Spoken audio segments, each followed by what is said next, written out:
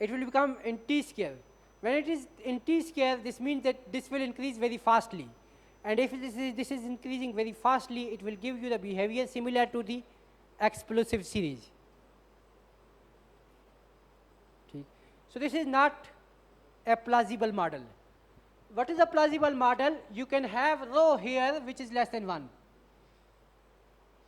So if you are including the trend in your series, this means that the two alternates are like this.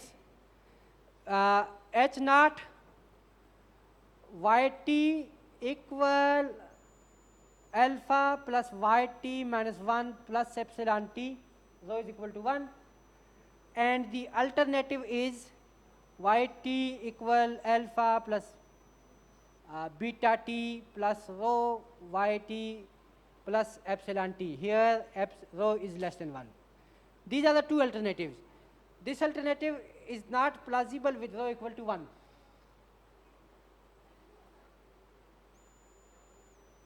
Okay. So if you have this series, in this series the trend will dominate. Trend is dominant. And because this is stationary, so in the long run you will have some trend, and then you will have fluctuation around this. Okay. If you find the series to be like this, then you can include the t in the analysis. But if you see the series is changing path, this means that there is no long run trend. If you see a series like this, in the initial you have trend like this, and then you have a conversion. This means that there is no long run trend. If there was long run trend, it should go like a straight line. So there is no possibility of having a linear trend in this. If the path is changing, it's going up, yet the path is changing, this is not following a straight line, this means this is not linear trend. So you should not include the linear trend in this analysis. Okay. Yes. Yes. And in similar way, basically if I summarize what my perspective on this thing is,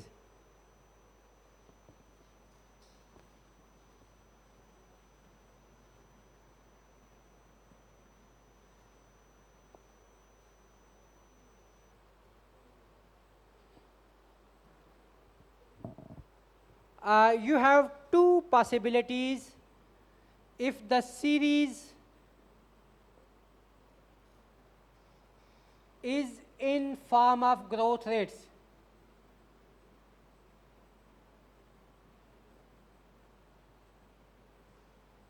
growths or rates. For example, you may have interest rate, this is rate, but this is not growth. And then you have inflation, which is rate of growth of price level. And for these series, you cannot have linear trend. This is decided. Why? If there is linear trend, it will go upward and again and again. The inflation cannot go upward for a long time. So, first decision about these is do not include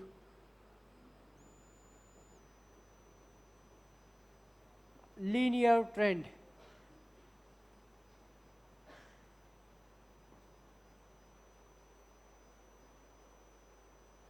ठीक है? What about intercept? Decide about intercept. Intercept on basis of data.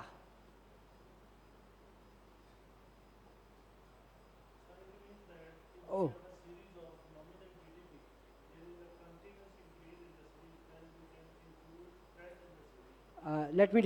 I will come to that scenario soon after this. Decide about the intercept on basis of data. If the series reverts to mean, average quite frequently,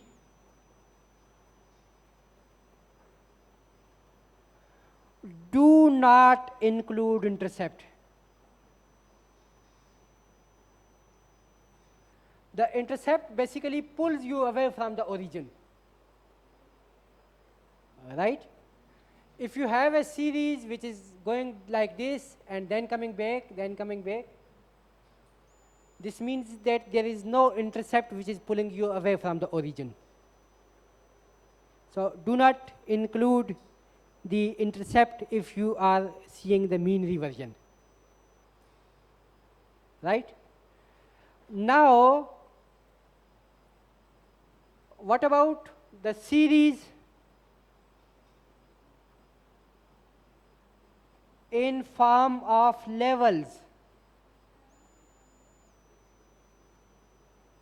like GDP, like CPI?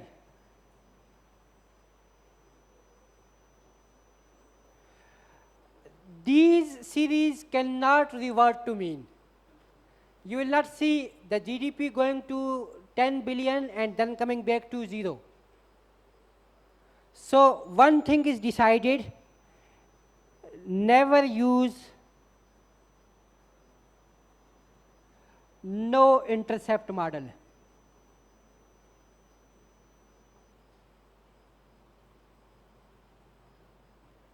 Intercept must be included.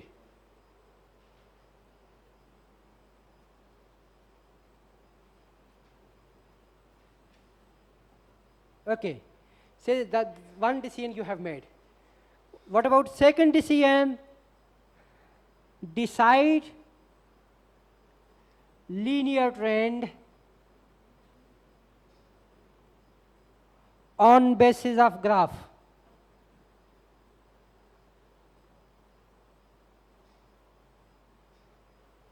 Right? If the graph follows straight line,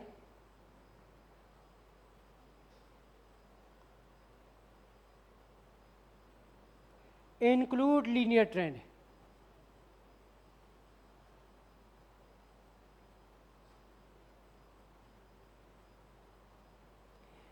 If graph changes direction,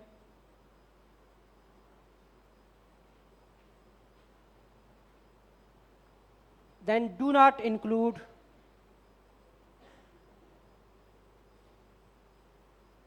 linear trend.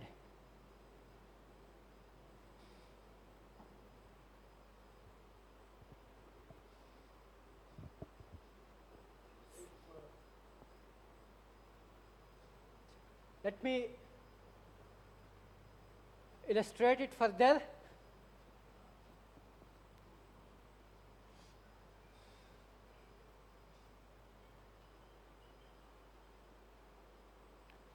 Suppose you have a series like this.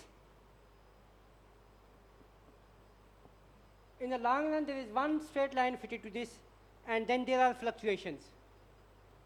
This means there is a linear trend plus some variations. So there should be a trend in this. But suppose you have series like this. This is also increasing series, but what happens? What was the linear trend here, the same trend is not followed here. The direction is changed. So in this case, you cannot have linear trend, because if you have linear trend, it must be followed by the stationary fluctuation around it. Right? So in this case, you should not include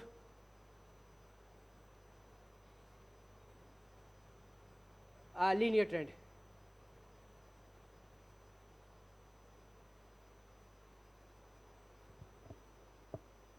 this is how you can specify the trend and intercept for unit root testing. And you will not find this discussion anywhere else. Basically, my research in PhD thesis was related to this, so I have investigated a lot of literature about this. I know everything about what is available in the literature, and there is no clear guidance anywhere. So this is on the basis of experience that I have gained over a long history of teaching econometrics, which is summarized in these 4 lines. Right? Okay, so now let's move back to computer to see how these unit root tests are applied.